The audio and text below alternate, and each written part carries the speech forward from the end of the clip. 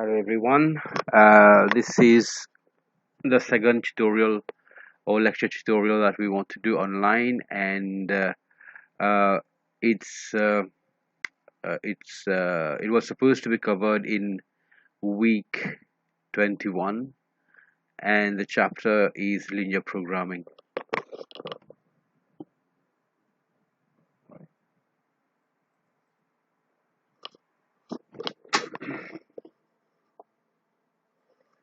Right. So what we've been seeing for the past few weeks uh, was in general relationship between variables, and what we have in our syllabus is linear relationship, and it's connected to the chapter correlation regression and linear regression rather. And linear regression, the word linear comes from the word line, which means straight line, and this is what we have to deal with. And what we want to look at today is still keep on using a linear relationship in order to do certain stuff, and I will explain the terms maximizing profit and minimizing cost in a minute. Uh, what what is linear programming? And it's nothing to do with computer programming here. The word programming means something else. Linear is quite clear. Programming is just modeling or writing some equation of lines, and then using those we can solve certain types of problem. And let me just explain briefly what type of problems we're looking at here. So basically, we are going to be talking about, if we are working in business, the two main things that people talk about is how do we maximize the profit or how do we minimize the cost. Now, we could do both here, but the principle, the approach is going to be the same. Either there's absolutely no point if I talk about minimizing profit, or absolutely no point if I talk about maximizing costs. That's pretty much obvious. So the approach for minimizing costs and maximizing profit is kind of similar. So we will focus only on one here, which is maximizing profit. So basically, if let's say I'm a contractor and I'm providing computers to the lab at Middlesex University, the deal is I want to maximize my profit. And from Middlesex perspective, or let's say even from my perspective, I want to minimize the cost of assembly or manufacturing and so on and so forth. I want to minimize the cost, and in the same bracket, I also want to maximize the profit. So that's what linear programming is. It means that we want to use a kind of trivial way, which is through straight line, to find that maximum profit that I can make. So it's the knowledge that you need right now is just a couple of things. You would need to know what is a straight line, which is y equal to mx plus c, y equal to a plus bx, doesn't matter how you want to call it. But also, more importantly, we will need inequalities, which means when we have less than and greater than. And I don't know how much you're comfortable with the inequalities, so I'll try to explain here, and when we go along the slides. And again, if you have questions on how to proceed with the inequalities, then we can discuss further in when we meet. So the point is, we will have a problem, a situation, and we will have to formulate the situation, which means convert the English question into proper mathematics using notations of x and y and profits and inequalities and straight lines and so on. And then we will draw those graphs with the inequalities, and then we will find something known as the feasible region, and from the feasible region we will find the optimal solution, which will give me my maximum profit, and so on, right? And there will be some use of Excel here. You will be directed to the lab work, where you will have to use something known as Excel Solver. It's an add-in, and from that you can find the optimal solution. So there are two ways of finding the solution here. Remember, one is through pen and paper and graph paper if you want. You don't need graph paper, but it might help. uh, that's the first approach, where you're going to sketch the plot the lines and find the solution through your straight lines and inequalities. The second approach is using Excel solver, which you have to practice in the lab. So two ways of doing it, and you should be comfortable with both ways. Like I've said, the only little concern that I might have would be your knowledge, or if you've ever done this before, how to use inequalities in a straight line, right? So uh, I've talked about linear programming. It's a method, it's a tool for analyzing and solving um, business types of certain types of business decision problems. And one brief example is, if we are sitting in a classroom, what's the maximum number of tables and chairs I should deliver to that room? And sorry, not maximum number of chairs and tables, but maximum number of chairs and table which will bring a maximum profit, and so on and so forth. So we have a few things to remember here. The first one is the decision variables. It just tells me how to write my linear programming question in mathematics.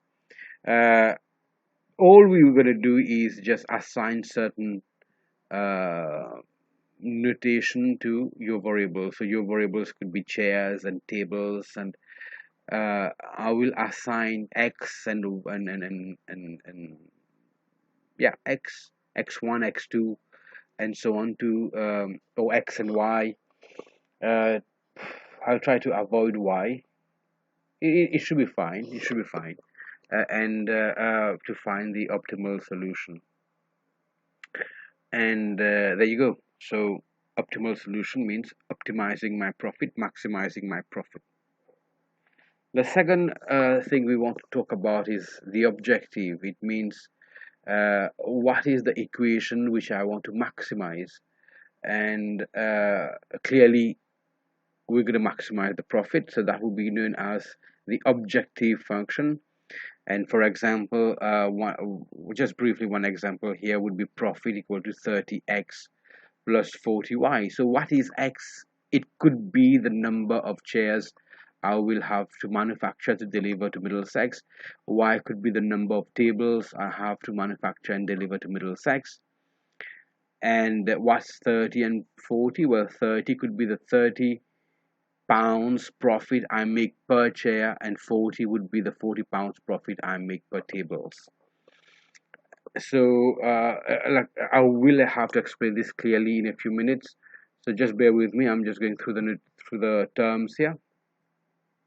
Then the third one would be the constraints, which means certain conditions I have to respect and satisfy. So for example, uh, I've been told that I cannot I cannot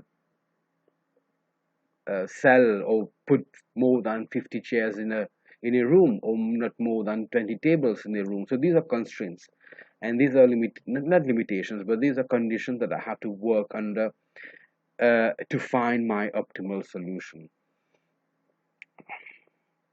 right? So, and let's look at one example.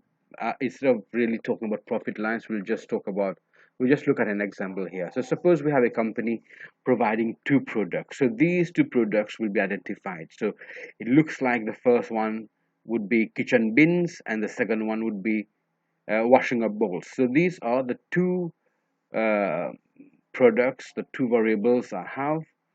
Now, we need to be careful here when we identify the variables and when we give notation to them. So bear in mind that we have these two here. Now, let's say if I'm delivering kitchen bins and washing up bowls to, let's say, to a company, and I'm making, let's say, £3 profit per bin, and uh, £2 profit per bowl here. So clearly, if I were to sell one kitchen bin and one washing up bowl, the profit would be 3 plus 2. And if I were producing, let's say, two bins and two bowls, that would be 2 times 3 plus 2 times 2. If I were producing 10 bins and 10 bowls, that would be 10 times 3 plus 10 times 2 would be my total profit. So that's the thing we want to maximize. And I've been taking some nice values, and I've been saying 1 and 1, 2 and 2, 10 and 10. They might not be the same value for the bin and for the bowl, and the whole point is for me to find the amount of bins and the amount of bowls that I have to produce to maximize my profit. So we will identify X and Y in a minute, and you need to just remember a few things here. The 3 and the 2 that you can see, the 3 and the 2 would be the profit on these items per corresponding items. So £3 is not the price of the bin. £3 is the profit I will make on one bin. £2 will be the profit I will make on one bowl. So please bear this in mind. It's not the sale price, it's not the manufacturing price, it's the profit I'm gonna make per bin or per item here. Right? So the calculation you can see would be, so if let's try to make some sense here. This is the profit I make for one bin, and this is the profit I make for one bowl. That means £5 total profit if I will deliver a bin and a bowl, right? And so on and so forth. So it could be, what if we want to produce or deliver two bins and one bowl? So two bins, one bin, the profit is £3. So two bins, that's going to be 2 times 3, which is £6. uh, for one bowl the profit is £2, and I'm delivering one bowl here. So the £6 from the two bins and the £2 from the one bowl, that will give me £8 total profit that I will make when I do this type of business, right? So similarly, just for your practice, if we were gonna deliver two bins and four bowls, so clearly it's 2 times 3 plus 4 times 2. That would be the total profit I would make on those two items, right? So that was the first thing which I wanted to elaborate on. The numbers that you saw, the £2 and £3, would be the profit per item. And the next one as well is pretty much important. It's when I define the bins and the bowls, but I'm not defining bins and bowls here. I'm defining the number of bins and the number of bowls. So this is the mistake we usually see by students. They kind of ignore the word number. So X is not bins, X is not bowls, X is the number of bins, and Y would be the number of bowls here. And we just want to make sure this is clear. This is one important slide, and the whole point is we need to find X and Y, and then the maximum profit based on what we get as X and as Y, right? So now if I were to come with a profit equation, I mean, I'm based on what we've seen earlier. For one bin I make £2 £3 profit. For two bins I'll make £6. For 10 bins I'll make £30. So for X number of bins, the profit on the bins would be 3 times X. I hope you understand this. Similarly, for bowl, for on one bowl I'm going to make £2 profit. On two bowls I'm going to make £4. On 10 bowls I'm going to make £20. And on Y bowls I will make 2 times Y, hence 2Y, which gives me my profit equation P. I'll denote it as PP for profit. The profit will be 3x plus 2y, and that should be my profit equation. So the profit P is 3 times number of bins, just like we've been doing before with the numbers, and now instead of numbers I'm writing x and y as the number of items corresponding to bins and bowls. So take your time and see if this makes sense. It has to, and all we've done is, like I've said, instead of using numbers 2 and 4 and 2 and 1 and so on and so forth, 1 and 1 earlier, 1 and 1, instead of using those numbers I have used x and y to come up with this equation. I hope it makes sense. So this is what we want to achieve. We want to find the number of bins, the number of bowls, and under some constraints, under some conditions, and then these will give me the profit which I can make, the maximum profit. Right, so the profit equation, if I substitute number of bins, which comes from here, as x, and the number of bowls as y, so I will get my equation as p equal to 3x plus 2y. Right, and so this is what we get, p equal to 3x plus 2y. And in a 3D diagram, and I hope you understand why it's a three-dimensional diagram, because we have an x-axis and a y-axis and a p-axis. The profit axis is here, the x-axis and the y-axis, and we get something like this, which kind of is tough right now to make some sense out of. So there is an easier way to plot the profit equation. So just remember that it's tough to interpret this. So instead of talking about a three-axis diagram, p, x, and y, we will find an easier way to plot the profit equation. And um, right, so one thing we can do is substitute any value, whatever you want. And I'm getting into the mathematics here, so pause if, pause the tutorial if you have to practice it yourself. And it is quite important that you understand this slide.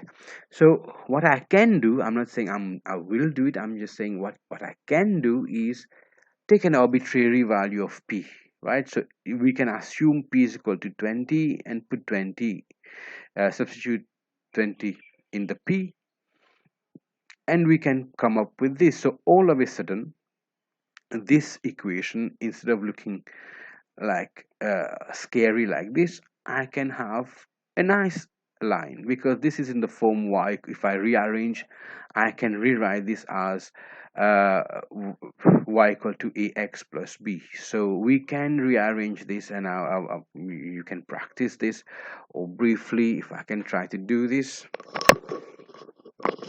So I hope you can hear me. So what you can do is, I'm just sorting out my speaker here. One sec. So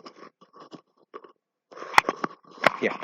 So what you could do to rearrange this in a nicer and more familiar way, just quickly right. So 20. I hope I can really manage to type here. So 20 equal to 3x plus 2y. So 20 equal to 3x plus 2y. And if you have to rearrange this, you can just write, you can move the 3x from the left, from the right to the left. So minus 3x plus 20 equal to 2y, or just write the 2y first. So 2y equal to minus 3x plus 20, and I can divide by 2, y equal to I'm going to use bracket here just to make it simpler for you to follow. Minus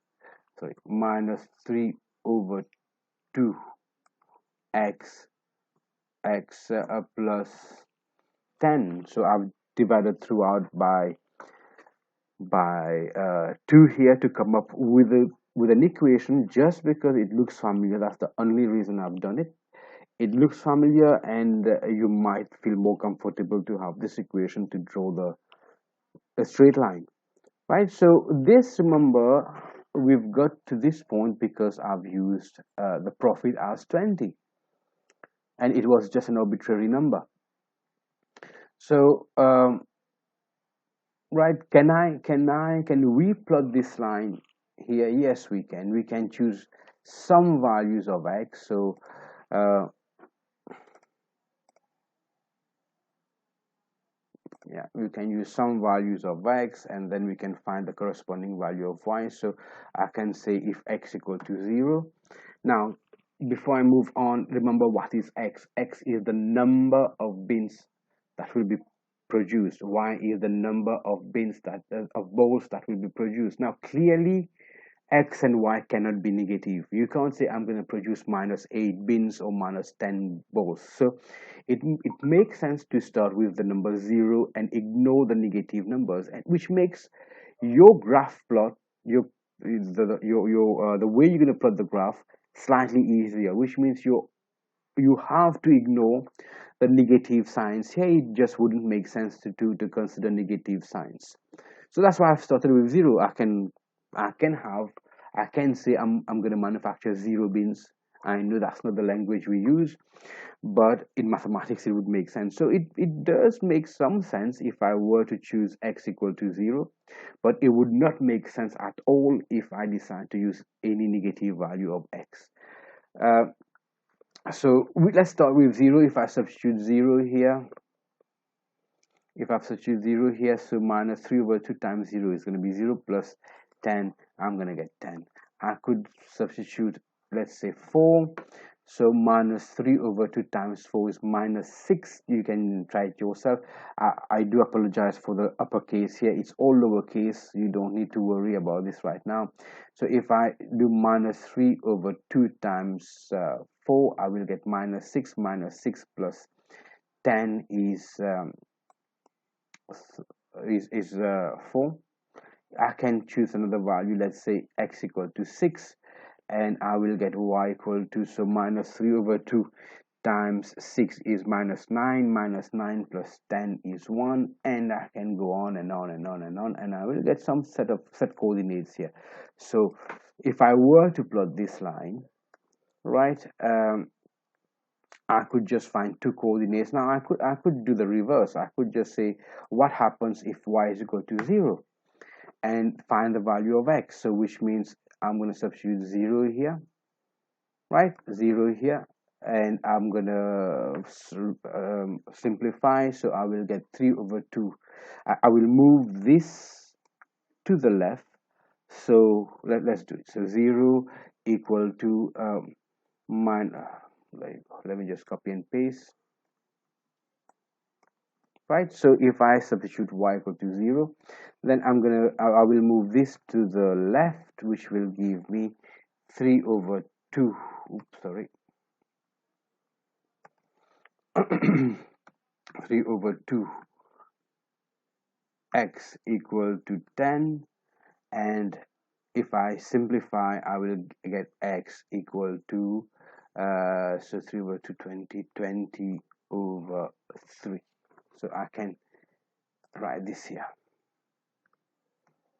Now the reason I did this and I did that is because I have my x intersect and y intersect.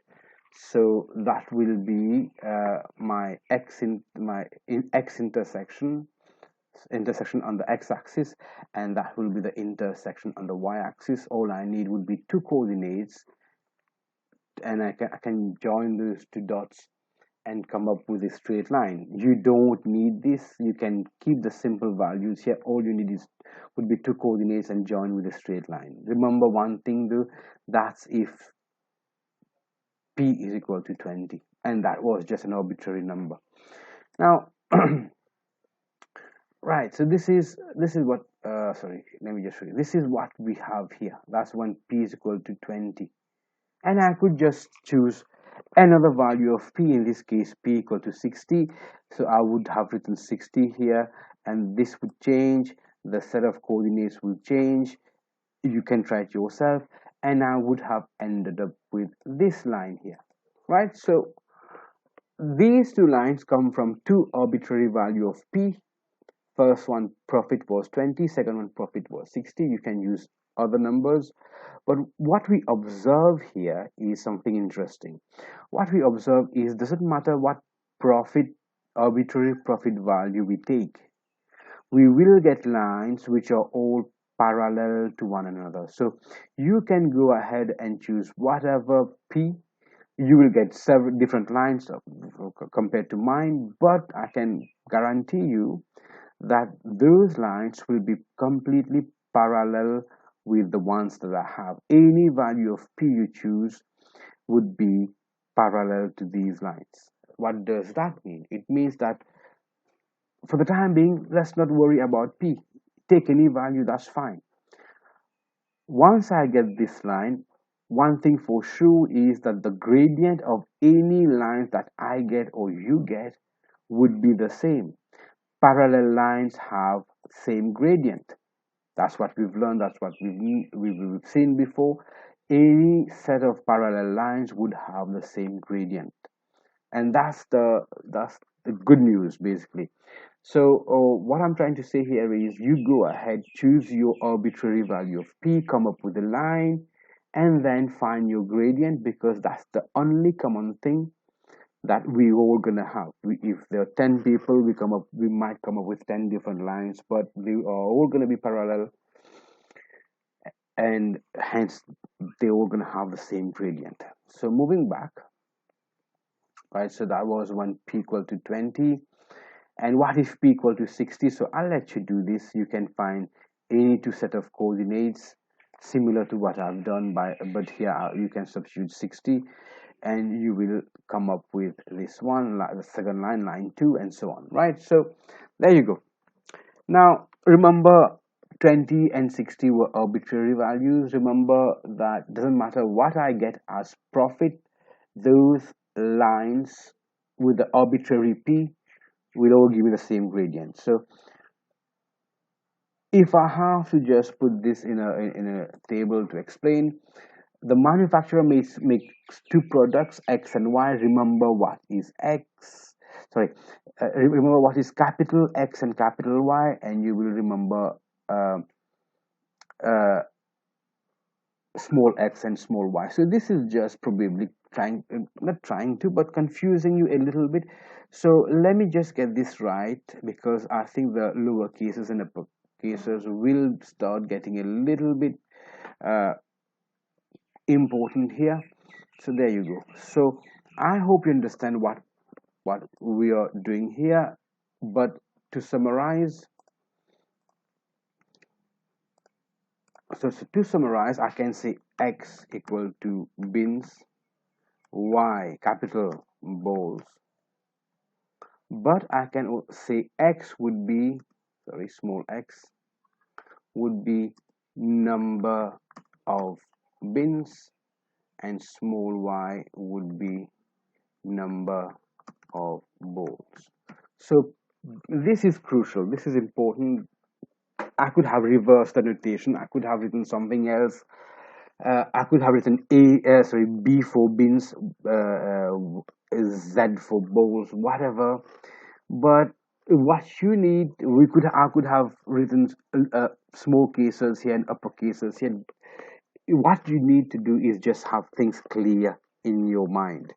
Uh, we've decided to call the variable bins as X, capital X, the variable bowls as capital Y. But what's more important is small x and small y, that is the number of bins, which we will find out, and the number of bowls, which again we will find out. So don't get confused with capital and uppercase and lowercase. They are extremely important, and you might get confused initially, but take your time. If it helps, you don't need to worry too much about this right now. You can keep it as bins and bowls and focus only on the small cases here.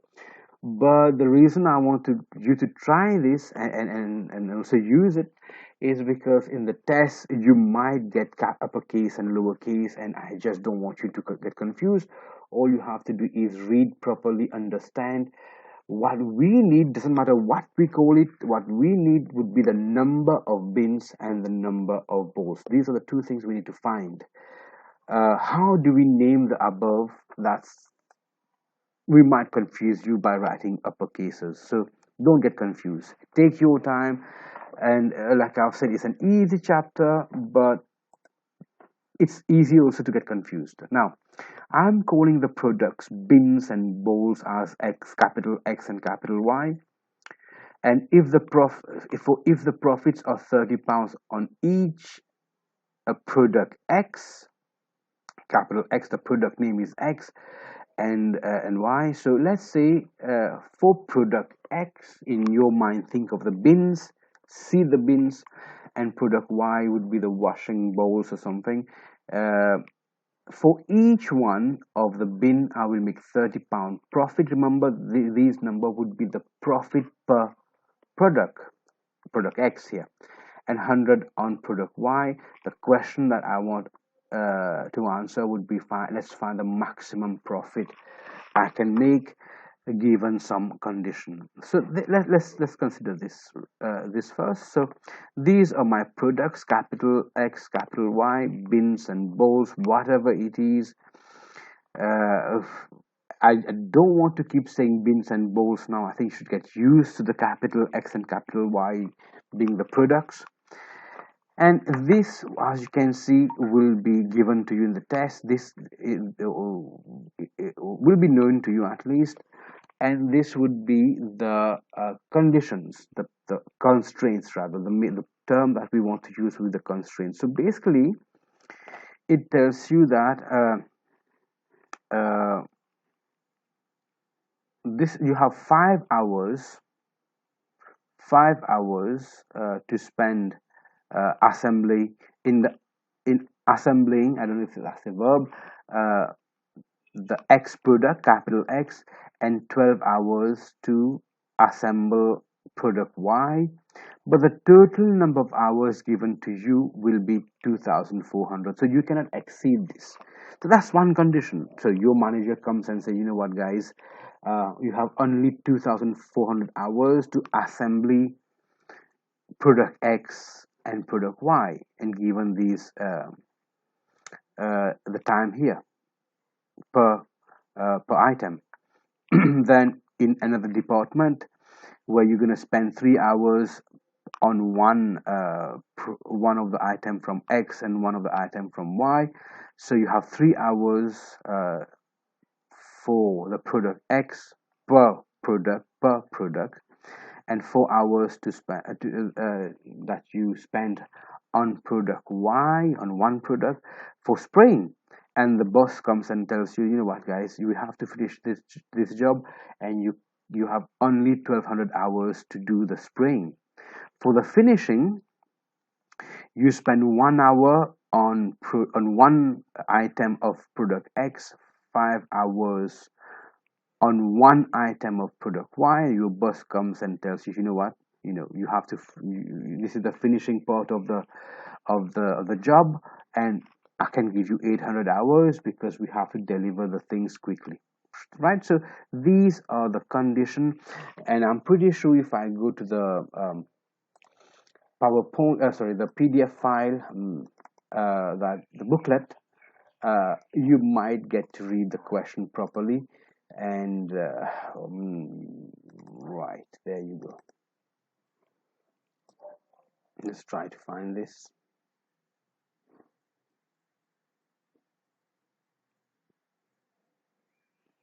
So that's book 3.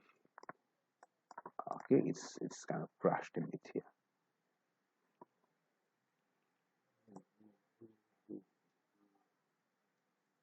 Right, I've just seen it.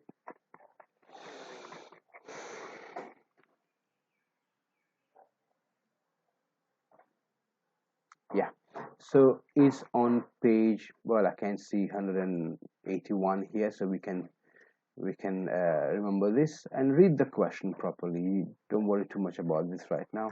Read the question properly, and understand the question. So uh, these are the constraints for assembly, spraying, and finishing. You've seen these numbers before, so this is what your boss is giving you. You have only 2,400 hours to assemble the products A and sorry, X and Y, and for each X and Y it takes 5 hours to assemble X, 12 hours to assemble one product X, one product Y respectively. So this, please take your time and understand this, and I'm pretty sure you will see that I can come up with the right. So sorry, I was just going to explain more, but I forgot completely about these two. Remember what's 30 and 100? I think it's mentioned here. So 30 and 100 would be the 30 pounds I would make on one item of X, and 100 pounds would be the profit I'd make on one item of product Y. So we will have, so as you can see, it becomes small letter and X and small letter Y. So just for the last time, let me remind you, X is just the product here, bins. Y is the product, bowls here. Small letter X will be how many bins will I produce, and small letter Y will be how many bowls will I produce. So please get this right. 30 would be the profit for per bin. So if I make X number of bins, the profit for the bin would be 30X. If I make Y number of bowls, so the profit would be 100Y, hence the profit equation would be 30X plus 100Y. So that's my equation, my profit equation. My objective is to maximize the profit under these constraints here. So let's get this right. I've spent some time explaining this. I hope it's clear. I hope you understand the difference between capital letter X, capital letter Y, small letter X, and small letter Y. Now let's convert this now into mathematics. Tell me if it makes sense. The first line, remember what is 5? 5 is the number of hours I'll spend on one item of product X to assemble, and 12 would be the 12 hours I'll spend on one item of product Y, and the total number of hours I have to spend on X's and Y's to assemble will be 2,400. So let's see if this makes sense, right? Remember, I will produce X number of this product, right? So if for one item I spend 5 hours, for two items I'm going to spend 10 hours, for three items 15. So for X number of this product I will spend 5x, and similarly 12 hours for assembly. That's for one item of product Y. If I was doing the assembly for two items, that would be 12 times 2. Three items, 12 times 3. Y number of items, 12 times Y. So this is the assembly time I would take if I have X number of this product and Y number of that product. That would be the total number of time, and the boss told me that I have a total number of 2,400 available. So whatever time I take to assemble these cannot be beyond 2,400. I hope it makes sense. So this must be less than or equal to 2,400, right? Again, pause the video and see and think about it. Take your time. Like I've said, it's a very easy chapter, and the only confusion or the only thing that you can take time on would be to understand capital letter X, small letter X, and Y's, right? So this is how we formulate. Right now we are formulating the linear programming, the linear program, and like I've said, the first step is to come up with this is called the objective function, which is maximizing the profit. And this, what you're going to see, is would be the constraint. So that was the assembly constraint. Let's look at the spraying constraint. So I'm gonna go a bit fast here. I'm pretty sure you understand that that will be 3x plus 4y, and that should be less than 1200 hours for the spraying of the products. The third one is finishing. So 1 times small x plus 5 times small y should be less than equal to 800. There you go. And we have two other constraints that you should not forget. As I've said earlier, small x and small y would be the number of the products, capital X for small x. Let me just start again. Small x would be the number of products X. Small y will be the number of the products I will manufacture from the product Y. So they cannot be negative. And I said earlier, I can't say I will produce -2 bins or -10 bowls and so on. So clearly the number of items I will produce must be greater than equal to 0. Right. And again, like I've said earlier, we need to find X and Y such a way that it will maximize the profit, right? So what comes next is you drawing the lines. So you have positive x. Remember the final two constraints.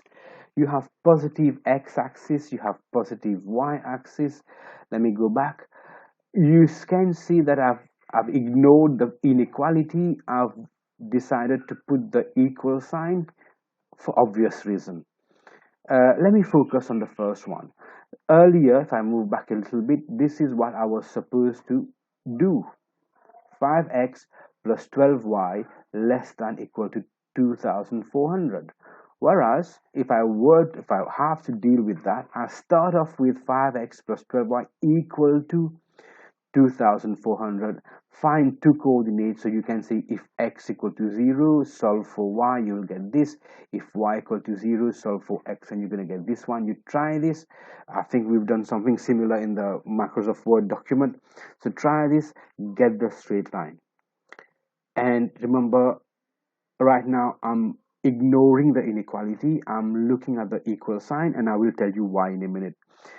Similarly for spray, I'm going to use the equal sign, and finishing I will use the equal sign. And I hope you understand what's happening here. You can just substitute x0, get the y, then y0, get the x, and then join these two dots, and you will get the straight line for each one of them. Now why did we use equal to sign? That's let's talk about one. Let's talk about the assembly line, right? This is the one, assembly, so which is this one with the blue dot. So this is starting from here and here. Now let's focus on this one only. Now this is the line we got when we used equal sign. So remember, we do not want the equal sign, we want the less than equal to sign. So clearly, for those who've done this before, I think it's going to be easy. You've done it, you know what to do. I know some students here in Mauritius do that at the age of 14 when they are in Form 3. But for those who haven't, let's just discuss this briefly. This line here is obtained when I use equal to symbol. So where would the less than be? So clearly it will be either, where is it? Either on this side of the line, on one side of the line, or on the other side of the line. So I'm dealing with the assembly here, right? So if I have to quickly, briefly, and just for the sake of explanation, if I have a line, I don't know how to do this. Let's try shapes. There you go. If I have a line, right?